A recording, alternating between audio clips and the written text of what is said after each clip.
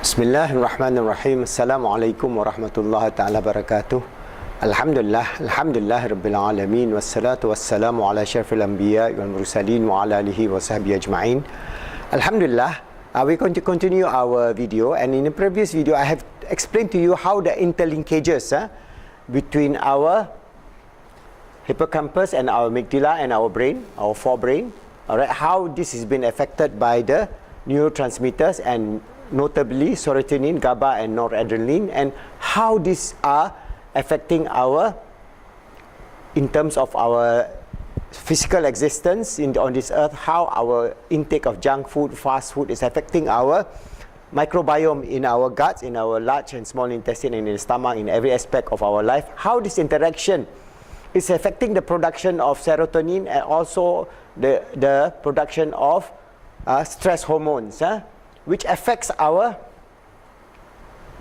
anxiety and depression. So basically this whole integrated approach from the physical aspect, the mental aspect, emotional aspect and spiritual aspect must be worked out holistically.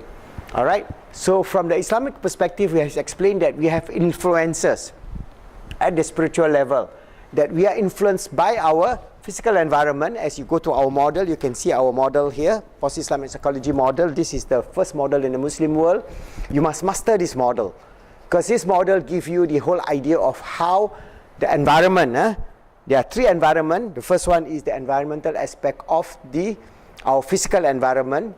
That means all aspects in terms of our genetics, in terms of our food, in terms of our guts-brain interaction, in terms of our social, facilities, physical facilities and so on. Then we have the second environment, that is the social, intra and intersocial environment, in terms of how we exist on this earth, in terms of our friends, our families, our society, our state, the input that we get from the background of our social well-being, or whether we are abused as a child or not, and so on. So many of these things, all right? And then we have what most important is the inner speech. And this inner speech comes mostly from the spiritual aspect. That means Allah has given us al-ruh, that is our ruh. Allah has given us al-qalb, that is our heart. Allah has given us our akal as the intrinsic basic existence. The moment you are created a human being, you differentiate yourself from the apes. That's why if there are this idea that, oh, we have to model ourselves with the apes, that is regression, not progression, because Allah has created us beyond the physical plane, and our spirituality has this inner speech, and this inner speech can be molded towards a higher level thinking or a lower level thinking. A lower level thinking is like thinking of a monkey. For example, if you have, say, a group of monkeys, you see those big monkeys, and you say you throw one banana, who will get that banana? The biggest alpha male will go and grab, and then, assuming that beside that big alpha male, you have this poor deformed monkey asking for that. Does he get it? No. The alpha male will just shoo away that deformed monkey and eat himself. So that is the level of anxiety at the animal kingdom level. Are we replicating our life based on this animal model, which what the so-called evolutionists are trying to propound, or are we having a higher level thinking? And Allah tells us that we are created for a higher level thinking. Thinking of what? Thinking of our existence in this world, and thinking of our existence in the realm beyond space and time. For the monkey, it is just living in the realm of the physical world. If I can get the banana, I grab, I eat, I live. You die, that's your problem. Alright? But human society cannot be modeled based on the simian or the ape-like characteristic of anxiety, because the monkey that is doing that, it is his own anxiety about his own existential existence. Alright? But for human being, we must have a higher purpose and meaning. And unfortunately, the highest fear that you see in the world today is at this level. Alright? The physical existence, it is what? The fear of death.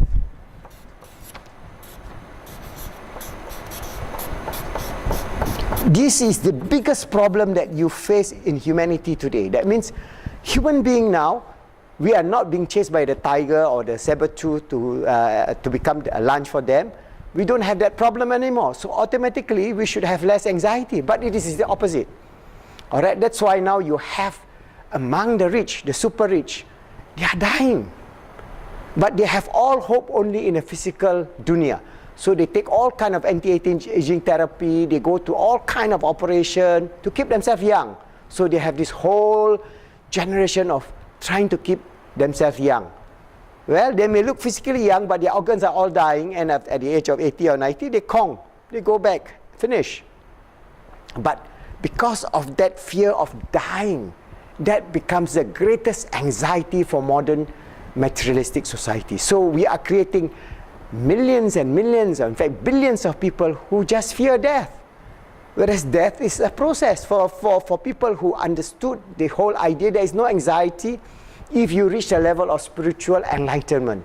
That means when we have at our heart, we know of our servitude to Allah subhanahu wa ta'ala, that we have been created for a higher purpose, not just to be monkeys, but to be a human being full of love, full of sharing, full of caring, full of meaning, full of peace and happiness. As a society, as we live, we interact, the social interaction, we get the joy of interacting with our friends, our family, our children, our grandchildren, trying to build a happy, healthy, societal, family and societal basis that will lessen anxiety. Because other than that, you can take all kind of preventive measure. For example, now we are talking about CBT, cognitive behavior therapy. We are talking about behavior activation. What kind of behavior activation we are talking about, for example, at the spiritual level? None. So that's why at Pi-CBT, positive cognitive behavior therapy, we are talking about a behavioral activation based on the realization of a higher purpose and meaning in life. And when we can transcend that at the cult, at the heart, at the emotional level, we are at calm. When you are calm, then you have less anxiety.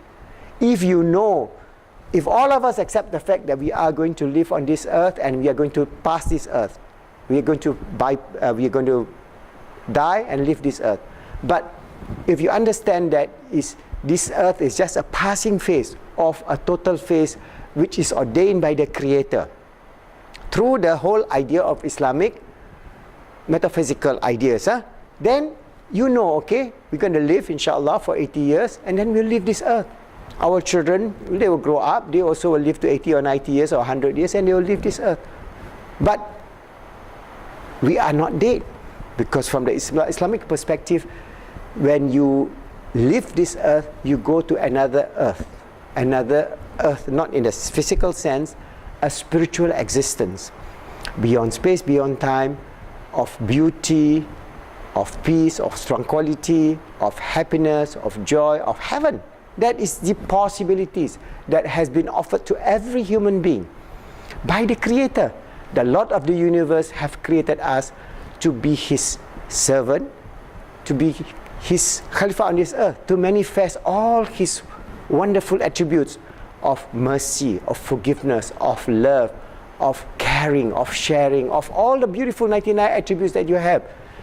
Ghafurul Wadud, most forgiving, most loving, most absolute in terms of His grace, His mercy and compassion and so on. So if you infuse that area and in our heart, our cult, all right, the spiritual aspect, then it will filter down from our spiritual reality, that we have less anxiety, because we know that this earth, the whole anxiety about death is just one small facet.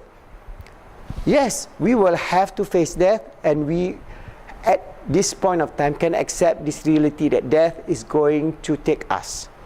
But death is not death in the sense of the finality of the materialistic society. Death is just a process transcending to the next transcendental world, beyond space, beyond time, that is beautiful and nice. So once you have that, then you have no anxiety of death, because this is the fear of more and more and more people. That's why They cannot understand this whole idea of death. This whole idea of death now is something that cannot be celebrated. In Islam, we are not saying that, we are saying that death is something that is celebrated to the extent that we have some sort of fun things like that. No, but we understand this is a transition. All right? So all anxiety, the root cause of all anxiety in this world today is this fear of death. Next is the fear of getting old. All right? So you have this anxiety of death, anxiety of getting old, anxiety of becoming hopeless, useless, and so on. So how to remedy that? The material atheistic ideology gives you no hope.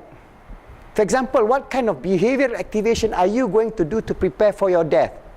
In Islam, we have this whole idea of zikrullah, remembrance of Allah. We have time to spend our time at the mosque. We go to the mosque, we say our prayer, we meet our friends, our old friends. We have this interaction. Then our life is full. The meaning is full. So we don't have to worry thinking, why am I living staring at blank space? So you look at all these old people, they are hopeless. Those who do not have any bearing in terms of the purpose and meaning in life. They are anxiously looking at blank space. You look at millions of these people looking around, and a lot of them reach a certain stage as they stare into the blank space with no meaning, no purpose, no hope.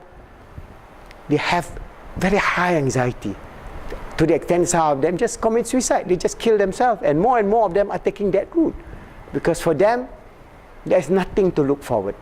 But if you can mold the whole spiritual existence to remove the anxiety of the physical realm, the mental realm, and the emotional realm, because this is the highest, using our inner speech, inshallah, we would then be able to mold our inner speech in terms of, for example, zikrullah, we can remember Allah, la ilaha illallah, there is no God except Allah. We can do it quietly, we can breathe in, and then we can say our zikr. We can also remember Allah, Ya Allah, Ya Ghafoor, Ya Wadud, the most forgiving, most loving. So you infuse the sense of forgiveness for yourself, for your family, for others, and also the sense of love, receiving the love from Allah subhanahu wa ta'ala. So that will actually remove your anxiety. And how beautiful it can be. Alright? So this is the Islamic solution. So a lot of our young people who are just being bombarded with this whole shop until you die, buy things until you go to the shopping complex. So I shop, I am. So you go shopping, then I am. You feel manifested or fulfilled because you go shopping and buy all those junk. And then you go to the restaurant and eat all the junk food, all the fast food, all the sugary drink, all those processed things. So you are creating your own level of anxiety, which will be unbearable over the years. And we are replicating this for our children also. So that's why there need to be a transformation of thinking within the ummah as we face the challenges of the 21st century. And one of the ideas of positive Islamic psychology is for us to bring in the positive values, for us to overcome the epidemic of anxiety and depression, and live a life of peace, happiness, and success. To be the sincere servant of Allah, to be His Khalifa on this earth, always striving to make ourselves good, helping others to be good, making the world good in the way that is pleasing to Allah, inshallah.